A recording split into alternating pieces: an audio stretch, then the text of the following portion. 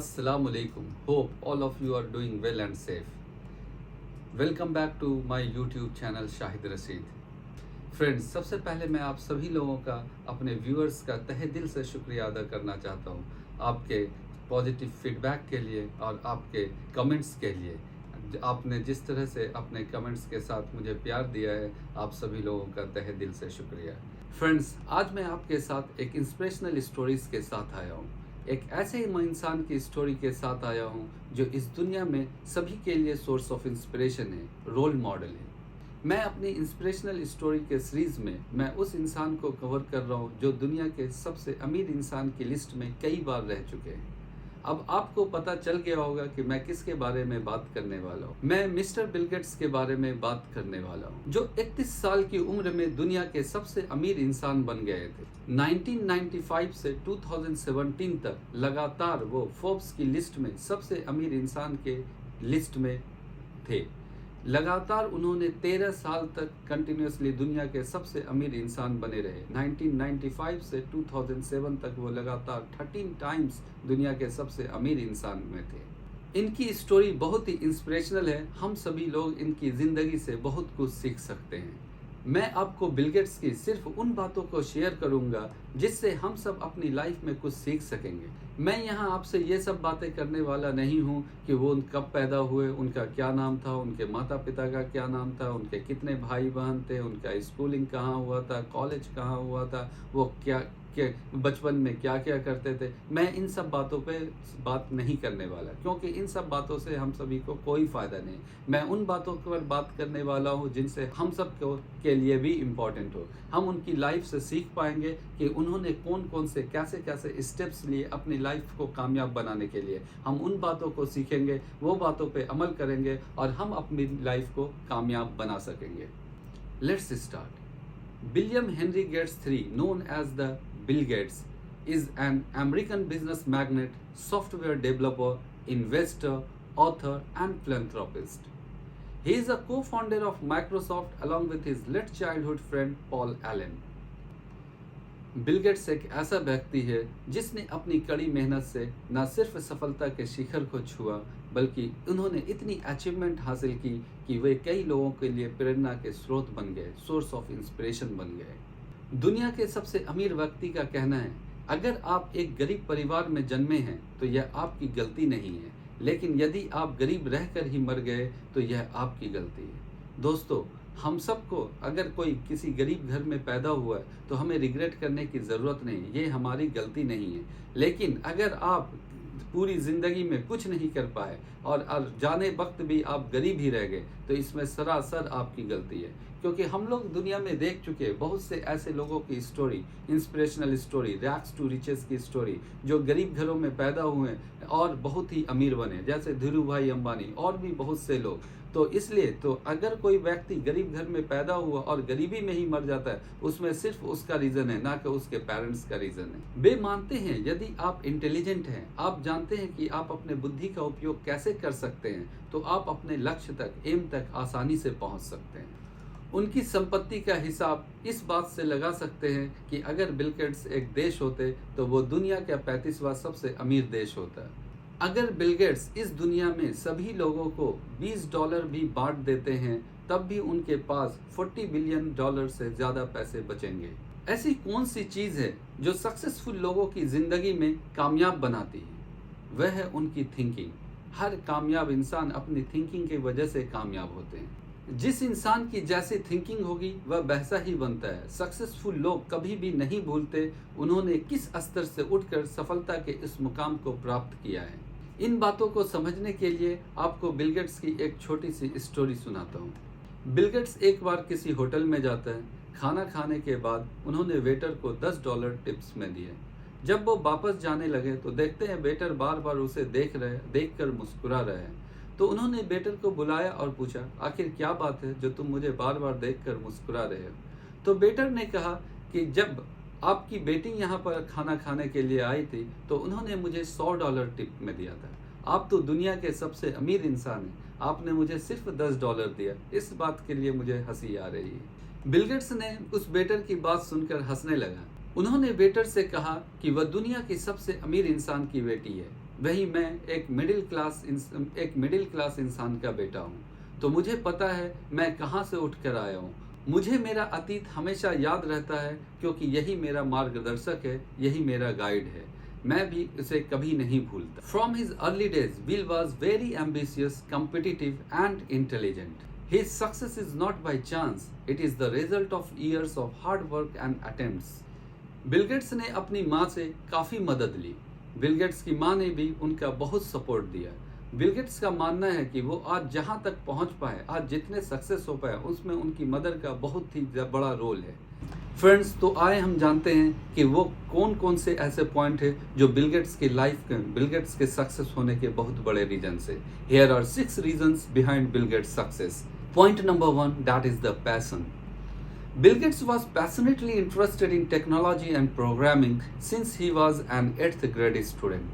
Bill Gates छोटे से ही बहुत ही ज़्यादा पैशनेट था टेक्नोलॉजी एंड प्रोग्रामिंग में। इनका कंप्यूटर के प्रति बहुत ही ज़्यादा लगाव था।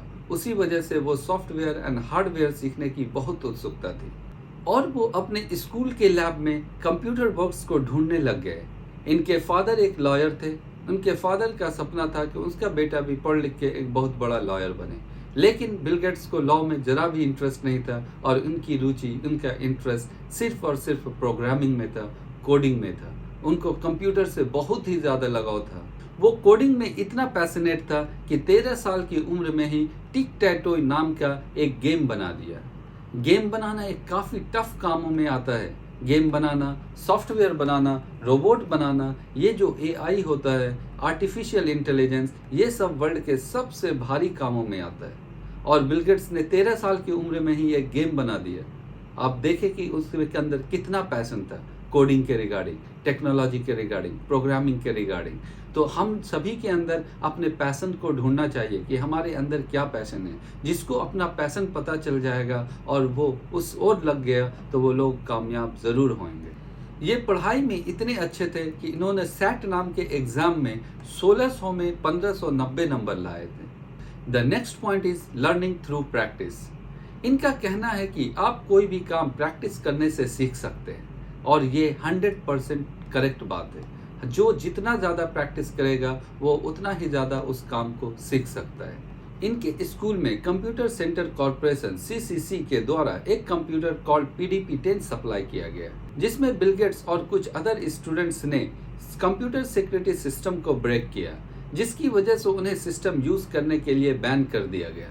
बैन के बाद बिल गेट्स और उनके कुछ 3 साथी CCC से बात करते हैं और उनसे बात करते हैं कि वो उनके लिए सॉफ्टवेयर पे काम करेंगे, उन्हें कंप्यूटर यूज़ करने के लिए दिया जाए। अगर वो उन्हें कंप्यूटर यूज़ करने के लिए देंगे तो वो सॉफ्टवेयर में कौन कौन से बग्स है वो उन्हें आइडेंटिफाई करके उन्हें करेक्ट करेंगे।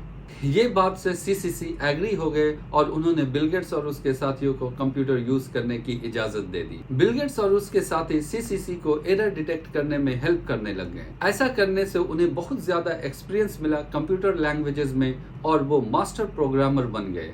बिल गेट्स अपने स्किल को डेवलप किया कंटिन्यूअस प्रैक्टिस से। तो ये एक लेसन है that can apply to anyone looking for success. तो हम सभी को प्रैक्टिस करते रहना चाहिए। हम सभी को हर वक्त कुछ ना कुछ नया सीखते रहना चाहिए। The third point is making decisions. हम लोग जानते हैं कि लाइफ में डिसीजंस लेना बहुत ही ज़रूरी है। चाहे हम अपने डिसीजन लेने में फेल हो, लेकिन हमें डिसीजन लेना चाहिए। जो लोग डिसीजंस लेते हैं वही लोग कामयाब होते हैं। बिल गेट्स भी उनमें से एक थे जो बहुत ही स्ट्रॉन्ग डिसीजन लिया करते थे। बहुत से ऐसे डिसीजन लिए उन्होंने, जिसकी वजह से उन्होंने अपनी लाइफ में कामयाबी हासिल की। 17 साल की उम्र में बिल गेट्स को एक डिसीजन लेना था अपने पैशन प्रोग्रामिंग से रिलेटेड, और उन्होंने अपने पैशन को फॉलो किया और अपने दोस्त एलन के साथ मिलकर ट्रैफ-ओ-डाटा नाम का एक डिवाइस बनाया था जो कि ट्रैफिक काउंटर था, और ये डिवाइस लोगों को बहुत पसंद आया। बिल गेट्स को उस वक्त एहसास हुआ कि उसे अपनी सॉफ्टवेयर कंपनी बनानी चाहिए। कहानी यहाँ से स्टार्ट होती है। अप्रैल 1975 में उन्होंने हार्वर्ड यूनिवर्सिटी को छोड़कर अपने दोस्त पॉल एलन के साथ मिलकर उन्होंने एक सॉफ्टवेयर कंपनी इस्टेब्लिश किया। उनको कोई अंदाज़ा नहीं था कि वो कंपनी आगे चलकर दुनिया की सबसे बड़ी कंपनी में से, सबसे कामयाब कंपनी में से एक कंपनी होगी। उस कंपनी का नाम है माइक्रोसॉफ्ट, जिसे हम सभी लोग जानते हैं। माइक्रोसॉफ्ट का एक सपना था, एक विजन था, a computer on every desk and Microsoft software on every computer. Bill Gates एक विजनरी इंसान थे और उन्होंने बहुत ही हार्ड वर्क किया अपने विजन को अचीव करने के लिए। और आज के टाइम पे हम देख सकते हैं हर एक घर में कंप्यूटर है और हर एक कंप्यूटर में माइक्रोसॉफ्ट ही है, कोई भी और दूसरा ऑपरेटिंग सिस्टम नहीं है। हर एक के सिस्टम में Microsoft as a operating system काम कर रहा है। और जो लोग ये कहते हैं बिल गेट्स एक कॉलेज ड्रॉप आउट है, ये कॉलेज को बीच में छोड़ देती, तो उन्होंने ये एकाएक ऐसे कोई भी डिसीजन नहीं ले लिया। उन्होंने पूरी प्लानिंग के साथ अपना कॉलेज को ड्रॉप आउट किया।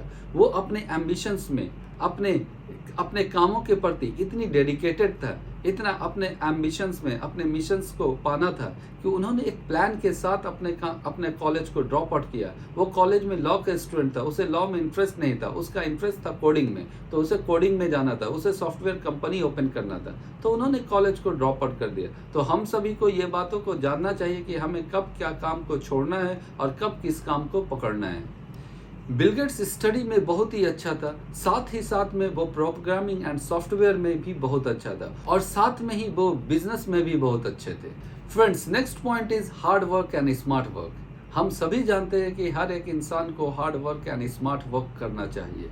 और ये कामयाबी का सबसे मूल मंत्र है। हर एक इंसान के सक्सेस होने के लिए उसका ये एक मूल मंत्र है कि सभी को hard work and smart work करने की जरूरत है।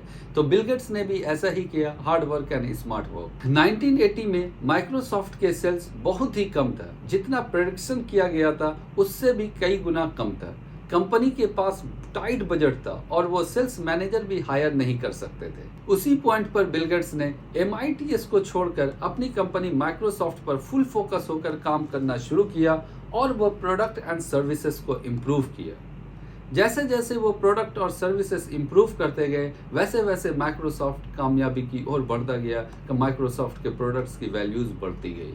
माइक्रोसॉफ्ट का टर्निंग पॉइंट तब आया जब उसके ऑपरेटिंग सिस्टम MS-DOS को लाइसेंस मिला IBM के कंप्यूटर में यूज करने के लिए, और धीरे धीरे Microsoft becomes the world's biggest operating system supplier.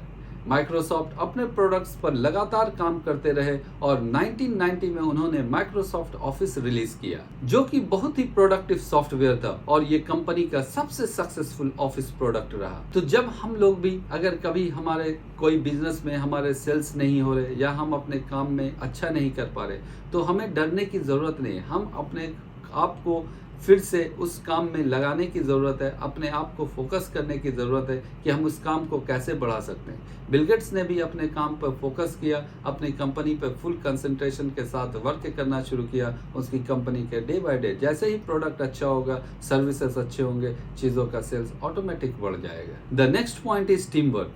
Bill Gates का मानना है कि इंसान को अकेले काम नहीं करना चाहिए, इंसान को टीम में काम करना चाहिए।